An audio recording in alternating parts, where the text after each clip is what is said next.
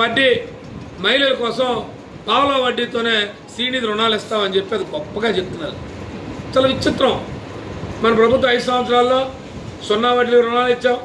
వాళ్ళకి వచ్చి ఏ 6 నెలలకు ఒకసారి వాళ్ళు వడ్డీ అంత వడ్డీని వాళ్ళ అకౌంట్లో జమ చేసి నీ అకౌంట్లో వడ్డీ పడింది చూసి సుమా అని చెప్పి మన 0 వడ్డీ రుణాలు ఇస్తే అదేదో పెద్ద గొప్ప కార్యక్రమం లాగా మీ శ్రీనిధి రుణాలు ఇస్తాం 1,00,000 రూపాయల వరకు అని చెప్పి పావలా వడ్డీకి రుణాలు ఇస్తున్నారు.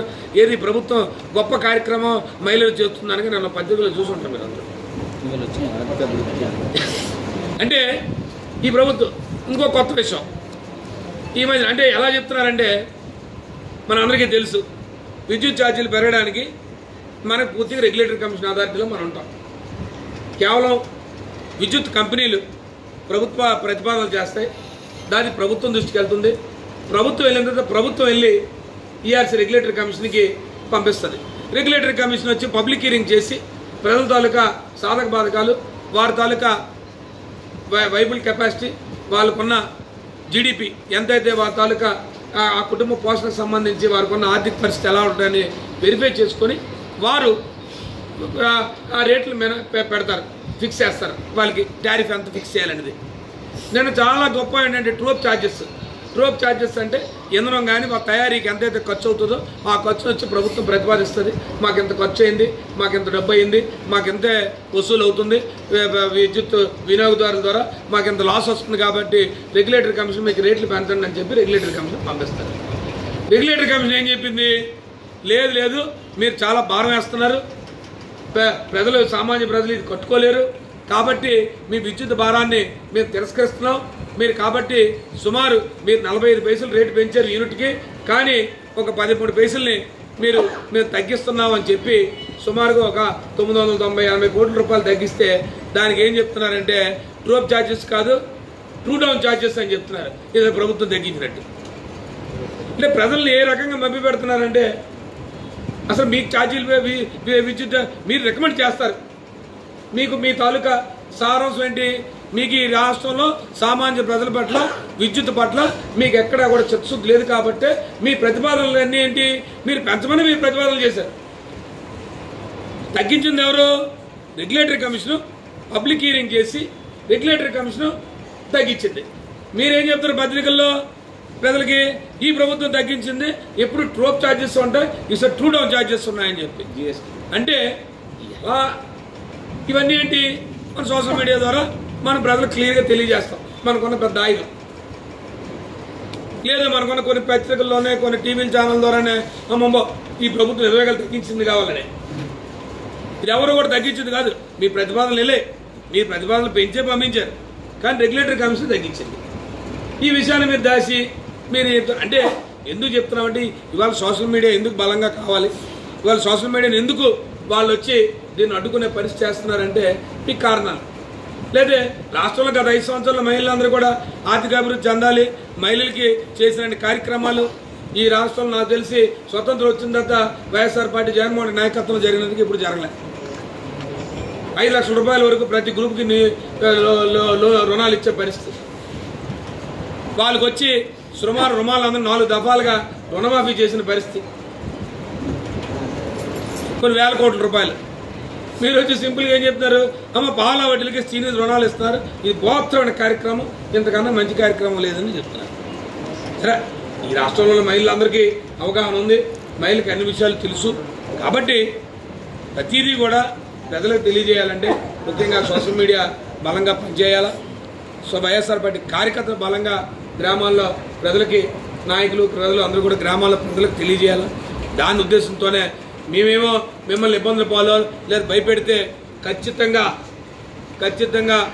ఎవరైతే ఈ యాప్లో అప్లోడ్ చేసుకుంటారో తనకు జరిగిన బాధ్యత జరిగిన అన్యాయానికి ఖచ్చితంగా వారికి న్యాయం జరిగే విధంగా 2029 ఎన్నికల్లో వైఎస్ఆర్సీపీ ప్రభుత్వం ఏర్పడిన తర్వాత ఖచ్చితంగా ఆ బాధితుడికి న్యాయం జరగడానికే ఇవాళ ఈ డిజిటల్ బుక్ లాంచ్ చేస్తున్నామనే విషయాన్ని మీ ద్వారా ప్రతి ఒక్కరికి మండల స్థాయిలో గ్రామ స్థాయిలో ప్రజలకు తెలియజేయాలనే ఉద్దేశంతోనే ఈరోజు ఈ కార్యక్రమాన్ని లాంచ్ చేసామని మీ ద్వారా తెలియజేస్తా ఉన్నాం.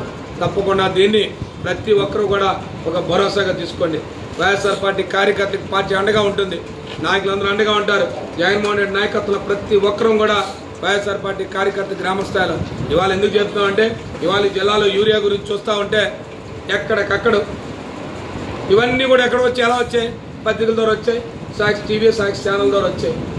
దానికి ఇవాళ సాక్షాత్తు మన వ్యవసాయ శాఖ మంత్రి చెప్తారు వీళ్ళు కాలంగా ఈ డిజిటల్ బుక్లు లాంచ్ చేయడం జరిగింది. ఎందుకంటే వారికి ఇచ్చిన హామీలు ఒక్కటి హామీలు అమలు పరచలే. ఎందుకంటే సోదరులు చెప్పినట్టు వారు వచ్చి సూపర్ 6 ఇట్ అంటారు.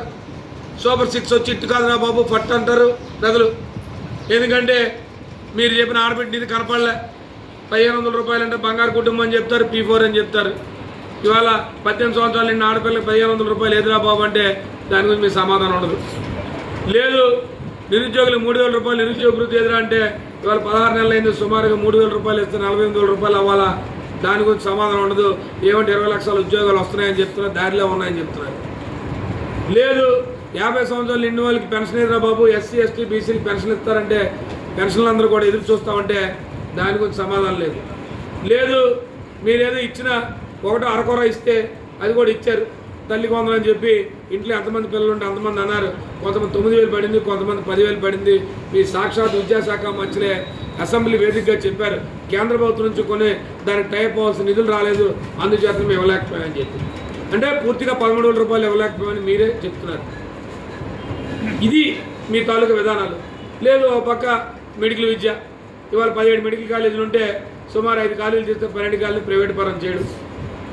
లేదు విజయవాడలో అంబేద్కర్ విగ్రహాన్ని పెద్ద ఎత్తున బాబాసాహెబ్ అంబేద్కర్ విగ్రహాన్ని రాజ్యాంగ నిర్మాతని ఈ రాజ్యాంగ స్ఫూర్తి అందరికీ ఈ రాష్ట్రంలో ప్రజలందరికీ తెలియజేయాలంటే దాన్ని ప్రైవేటైజేషన్ చేసేస్తామని చెప్పి చెప్తారు.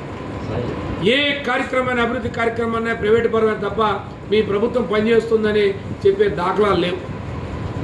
వీటన్నింటినీ కూడా ప్రజల తాలూకు ఆలోచనలు, లేదా ప్రజలు ఏదైతే స్పందిస్తున్నారో గ్రామాల్లో కానీ పట్టణాల్లో కానీ వారి తాలూకు వాదనని ఇవాళ సోషల్ మీడియా ద్వారా తెలియజేస్తూ ఉంటే ఈ అధికారంలో ఉన్న తెలుగుదేశం పార్టీ ఇవాళ దాన్ని జీర్ణించుకోలేక, దాన్ని సహించలేక సుమారు 15 నెలల కాలంలోనే మన ప్రభుత్వం మీద ఎంత వ్యతిరేకత, ఈ వ్యతిరేకతను కప్పిపుచ్చుకోవాలంటే మరి సోషల్ మీడియా వైఎస్ఆర్ సోషల్ మీడియాని ఎలాగైనా వాళ్ళని ఇబ్బందుల పాలు గురి చేయాలని చెప్పి అక్రమ కేసులు బనాయించడం.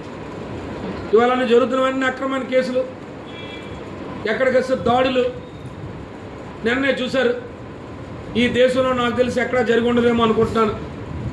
ఒక రాష్ట్రంలో హైకోర్టు న్యాయమూర్తి స్వయంగా ఒక అక్రమమైన కేసు, ఇది గంజాయి కేసు మాకు క్లియర్గా కనబడుతుంది,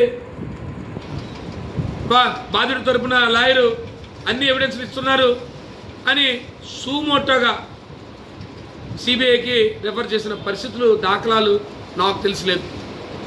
ఎవరో బాధితుడి తరపున వెళ్ళి ప్రభుత్వాన్ని కోరుతారు, ప్రభుత్వాలు స్పందించకపోతే వెళ్ళి కోర్టును ఆశ్రయిస్తారు, న్యాయస్థానం ద్వారా సిబిఐ కోర్టులకు వెళ్ళి సిబిఐ కేసులు కట్టే పరిస్థితి ఉంది, సిబిఐకి రెఫర్ చేసే పరిస్థితి.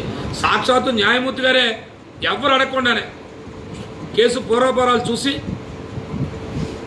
బాధితుడికి న్యాయం జరగాలి, ఈ రాష్ట్రంలో పోలీసు వ్యవస్థ ఏ రకంగా ఉందన్నది ఆయనే కళ్ళ కట్టినట్టు చూసి వాళ్ళ సిబిఐకి రెఫర్ చేసే పరిస్థితి ఈ రాష్ట్రంలో ఉంది. కాబట్టే ఈ రాష్ట్రంలో వైఎస్ఆర్ పార్టీ ముఖ్యంగా సోషల్ మీడియా కార్యకర్తలకు కానీ, నాయకులకు కానీ, సోషల్ మీడియా కార్యకర్తలకు కానీ ప్రతి ఒక్కరూ కూడా వైఎస్ఆర్ పార్టీ మీకు అండగా ఉంటుంది. ముఖ్యంగా చిగురుపల్లి నియోజకవర్గంలో సంబంధించి ఈ వేదిక మీద ఉన్న వాళ్ళందరం కూడా మీకు అండగా ఉంటుంది. వైఎస్ఆర్ పార్టీ నాయకత్వం మీకు అండగా ఉంటుంది. ఎటువంటి విషయంలో మీరు ఆందోళన చెందాల్సిన అవసరం లేదు. మీరు ఏదైతే జరుగుతున్న ఈ ప్రభుత్వంలో జరుగుతున్న అరాచకాలు కానీ, ఈ ప్రభుత్వంలో జరుగుతున్న అవినీతి కార్యక్రమాలు కానీ, ఈ ప్రభుత్వంలో జరుగుతున్న ఏదైతే విఫలమైన కార్యక్రమాలు కానీ అన్ని కార్యక్రమాలని కూడా ఇవాళ ఈ ప్రభుత్వం దృష్టికి, ప్రజల దృష్టికి తెలియజేయవలసిన బాధ్యత ఒక ప్రతిపక్ష పార్టీగా మనకు ఉంది. కాబట్టి ఇవాళ మన దగ్గర టీవీలు లేవు, ఛానల్ లేవు. మనకున్న ఒక టీవీని, ఒక ఛానల్, పత్రిక ద్వారానే మనం వెళ్తున్నాం. ఆ పత్రిక మీద కూడా కేసులు కట్టే పరిస్థితి, ఆ పత్రిక మీద ఎడిటర్ల మీద కేసులు కట్టే పరిస్థితి, ఇవన్నీ చూస్తూ ఉంటే మన సోషల్ మీడియా ఆయుధం ఎంత బలంగా ఉన్నదని అర్థమవుతుంది. ఎందుకు చెప్తున్నామంటే నిన్నటి రోజున మీరు చూసుంటారు అందరూ కూడా పత్రికల్లో